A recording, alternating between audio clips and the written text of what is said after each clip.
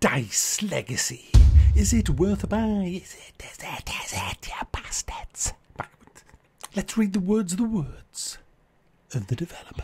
Dice Legacy is a dice-based survival city builder set on a mysterious ring world. Your ship has reached the shore of an uncharted continent. Roll and use your dice to gather resources, expand and defend your settlement, survive the winter, and interact with the strange inhabitants of this eerie world.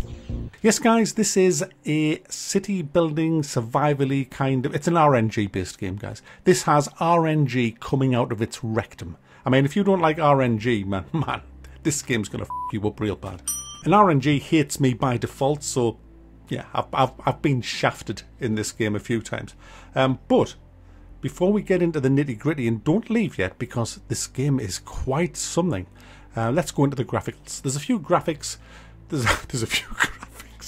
Yes, there is a few graphics back. That's because it's a game. They have to have fucking graphics. No, that's not true. That's not true there. See? Because when I started gaming, guys, there was text-based Mac, what are you talking about? It has some graphical options. And do you know what? The game isn't that taxing. Well, it wasn't on my PC. I ran it with everything on. No problem at all. But there is a few things you can twiddle and tweak if you do need to free up a few more of them valuable FPSs. There's a few gameplay options that you can twiddle with as well to get the best out of the game.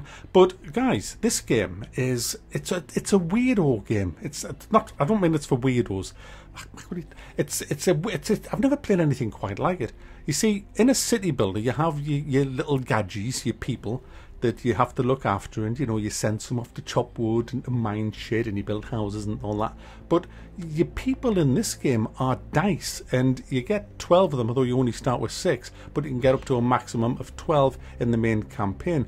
And the dice have different faces on it and the different colours to represent the population. For example, the base dice, the peasants, are kind of like yellowy. Then you get the citizens, which is green, your military, which is blue, and stuff like that. So they're represented by different colours, and there's different councillors for each kind of... There's people representing the peasants, the citizens and things, and they put forward proposals and things like you've probably seen in quite a few city builders.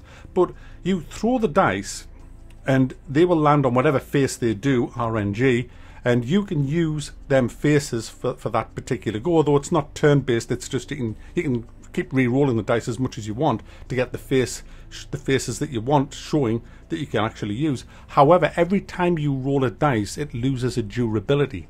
And if it loses all durability, it's gone, man. Gone forever and ever. And that'll piss off the people that dice represents. So if it's a peasant dice, the fucking peasants won't be happy. But you can heal a dice by putting it in a cook shop and giving it food, providing you've got the food, and that will give it more durability. Now, the different faces are, there's like a gathering face, which is used for chopping down trees. So basically, if you have a dice that's got the gathering face, you can pick that dice up and throw it into a forest, and then there'll be a little countdown timer going for, I don't know, 30 seconds or so, and then after that 30 seconds you'll have a bit of wood. If there's an iron mine and you throw a gatherer onto the mine, same thing.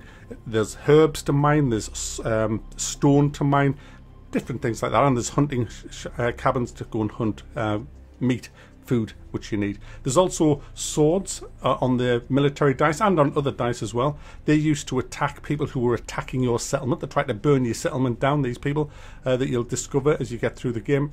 And if you are getting attacked and you don't have anybody with a sword dice, you're in deep shit. You've got to keep rolling until you get a sword dice. Now, a cool feature in the game is you can lock a dice face. So, for example, you roll your dice, all the faces change, and if you want to hang on to, say, a sword, you just alt-click it, and then that means that'll hold that face, unless you use it, of course, because once you use a dice, it gets greyed out, and it has to be rolled again before it can be used. So you can't just hold like a sword face and just keep using it forever. You can use every face once, and then that dice is unusable until it's re-rolled. But like I say, you can lock a face if you're going to need a one, which is very, very handy. So that's how the game works. Now, you've also got different buildings, for example, houses. If you drop 2 peasants into a house, they'll have it off and you'll get another dice.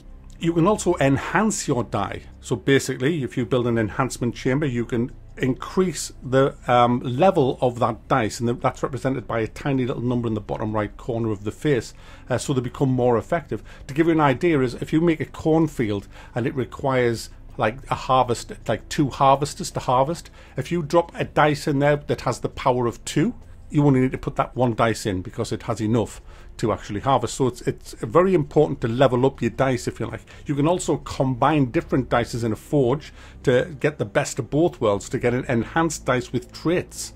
So you can level all these up. And that brings me on to Ascension. Now this is the roguelite bit of this game.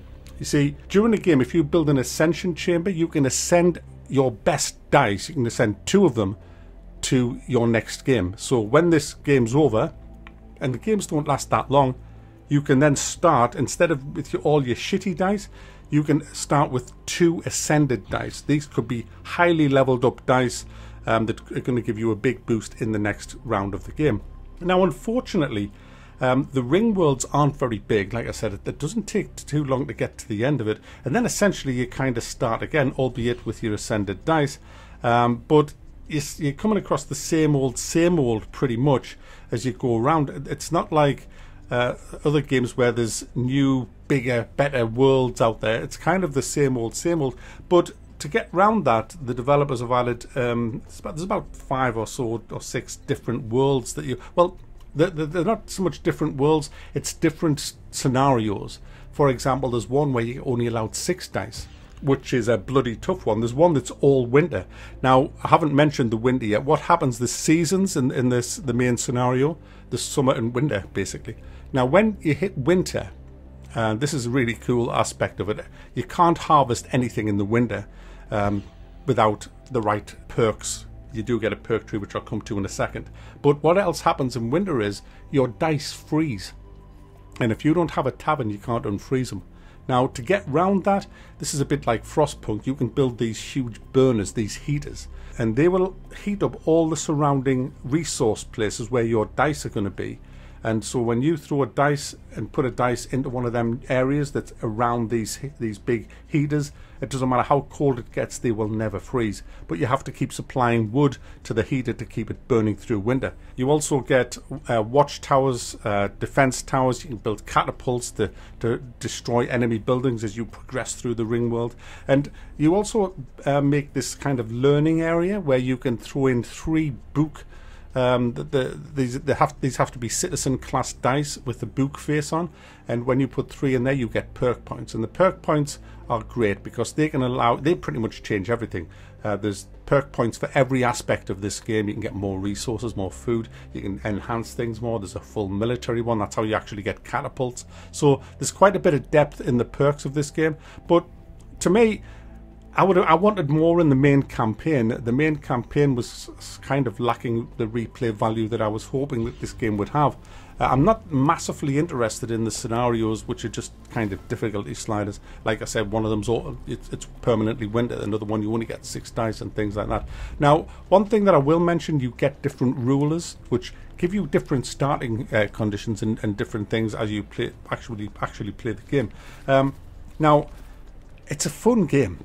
I'm having fun. I'm in this kind of, I'll just give it another go kind of syndrome at the minute. I don't know how much it costs because it's not out yet at the moment that I'm actually making this review, but I'm still going to thumb it up because it is fun. It is great. Obviously, you'll have to make your own mind up if you think it's fun enough for the price that they're going to charge, whatever that may be. But I can tell you now, it's quite addictive, this game. It does have some replay value, even in the main campaign with your dice ascension, but not as much as I would have liked from a roguelike game. But it is new, it is innovative, and it's something that I've never quite played before, so I am enjoying it. So there you go, guys. That is Dice Legacy. It's worth a buy.